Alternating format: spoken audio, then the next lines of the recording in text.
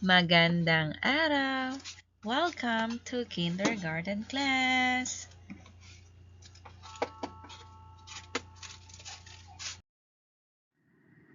Ano ang nararamdaman mo ngayon? Ikaw ba ay masaya? Malungkot? Galit? May sakit o masamang pakiramdam? O inaantok?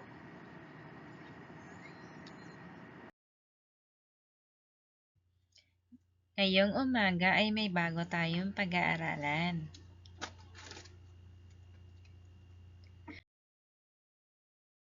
Ang ating layunin para sa araw na ito ay nakikilala ang letrang D.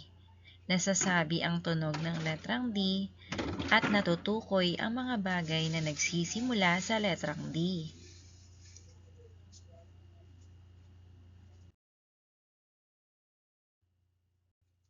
Ito ang letrang D.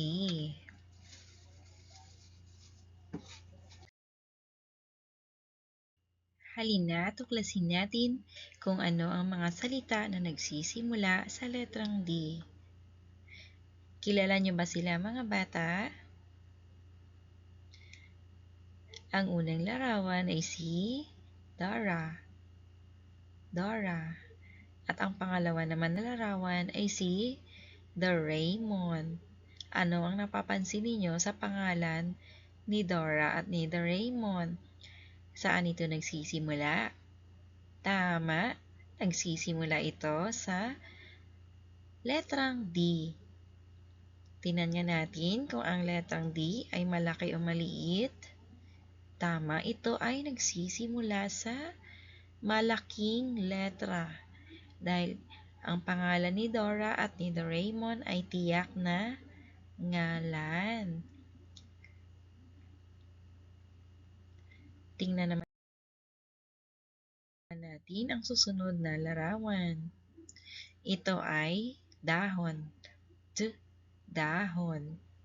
Ito ay nagsisimula sa maliit na letra dahil ito ay hindi tiyak na ngalan. Ano ang tunog ng letrang D? Ang tunog ng letrang D ay D.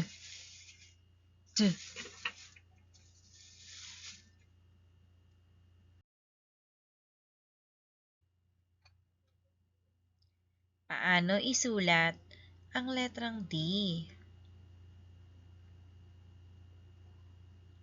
Sa pagsulat ng malaking letrang D, gumuhit ng linya na patayo.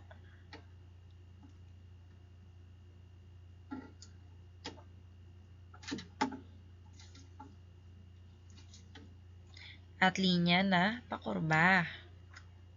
Malaking letrang D. Ulitin natin.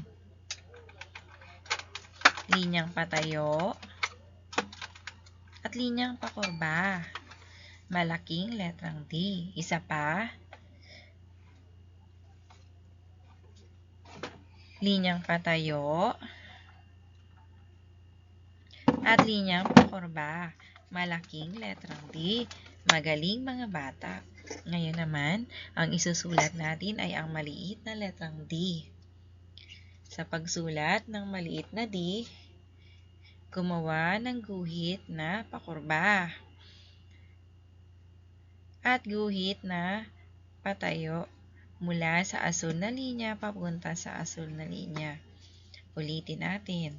Linyang pakurba at linyang patayo. Maliit na letrang D.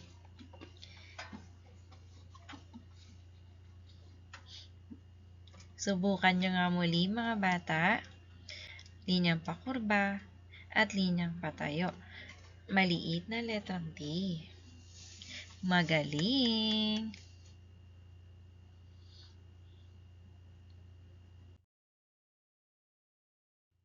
Bigkasin ang pangalan ng letra at tunog ng letrang D. Kopyahin natin ito. Ito ang letrang D. Ang tunog ng letrang D ay D. Ulitin nga po, ang tunog ng letrang D ay D. Isulat ang malaki at maliit na letrang D sa inyong papel o notebook.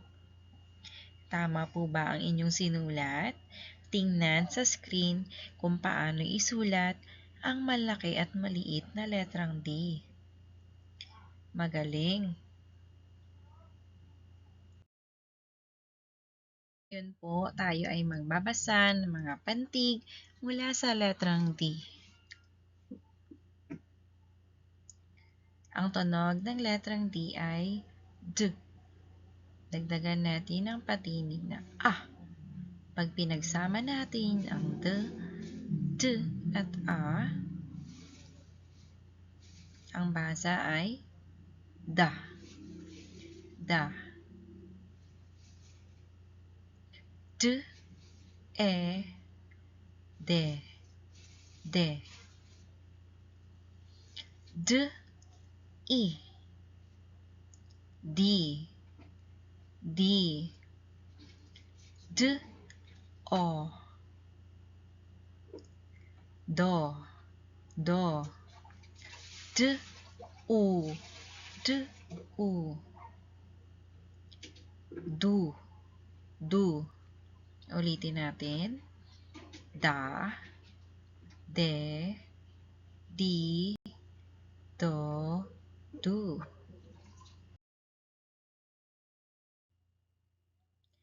Mga larawan na nagsisimula sa letrang D.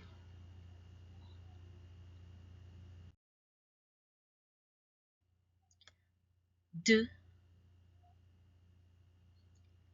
Dahon.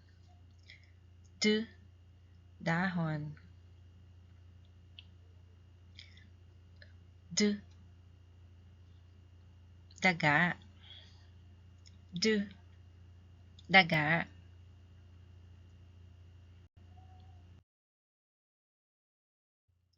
D. Daliri. D. Daliri.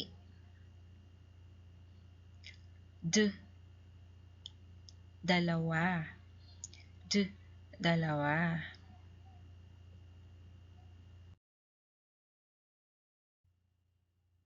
D. Damit. D. Damit. D. Damo. D. Damo.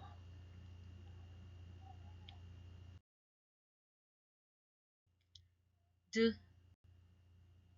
Jacket. Jacket.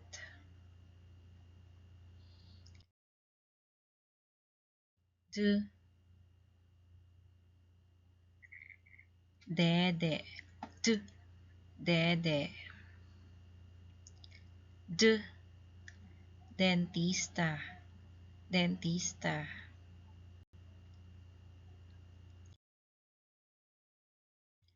D. Dila. D. Dila. D. Dilaw. D. Dilaw.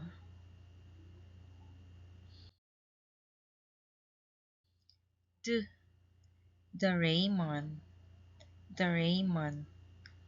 D. Dora. Dora.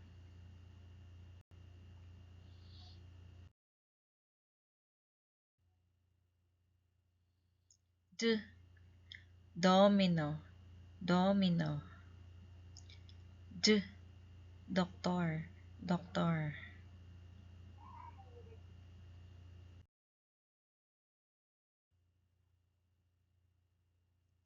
D. Tugo. Tugo. D. Duyan. Duyan.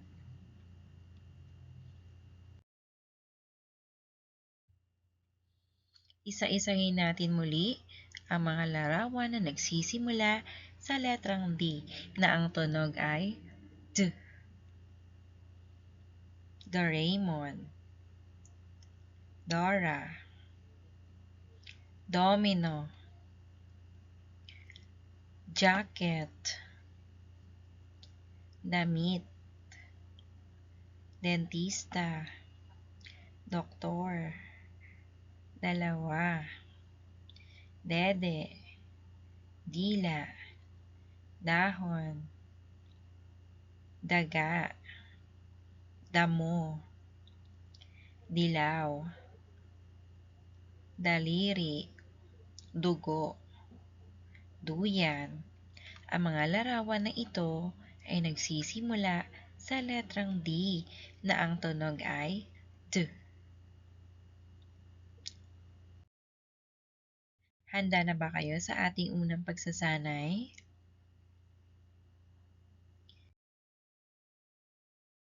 Hanapin at bilugan ang mga dede na may letrang D. Alin sa mga dede ang may letrang D? Bilugan natin ito.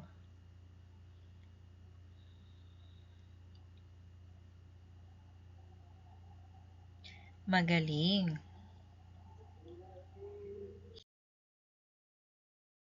Dahil dyan, may 3 kayong star.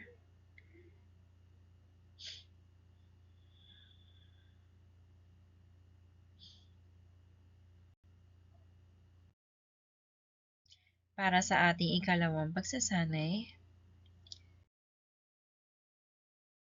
lagyan ng check, sapat lang kung ang larawan ay nagsisimula sa tunog na D. X naman kapag hindi.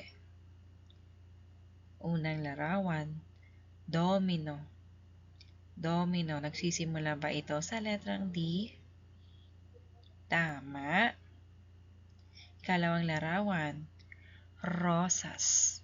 Rosas, nagsisimula ba ito sa letrang D? Hindi. Pangatlo, damo. Damo, nagsisimula ba ito sa letrang D? Tama. Pang-apat, dentista. Dentista, nagsisimula ba ito sa letrang D? Tama. Ikalima, dila. Dila. Tama. Ika-6, dugo. Dugo. Check. Lahat ng may check ay mga larawan na nagsisimula sa letrang D.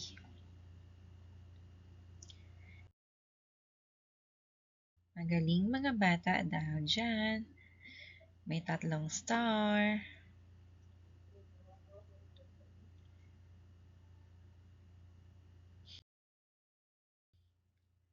Sa ikatlong pagsasanay, isulat ang inyong sagot sa inyong mga kwaderno o notebook.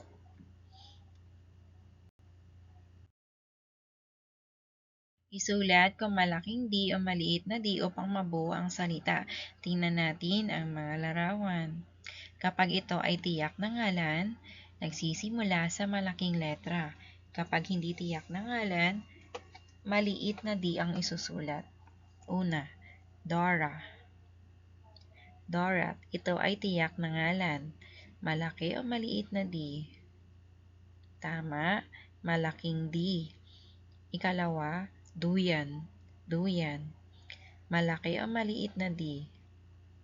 Maliit. Ikatlo, dalawa. Maliit na D. Kaapat, daliri. Maliit na D. Ikalima, dede. Maliit na D. Ika-6, Doraemon. Ito ay tiyak na ngalan. Ang tamang sagot ay malaking D.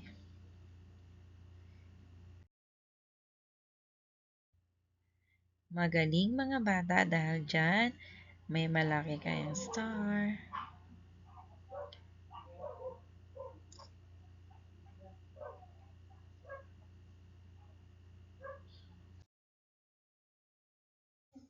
Para sa inyong gawain, isulat.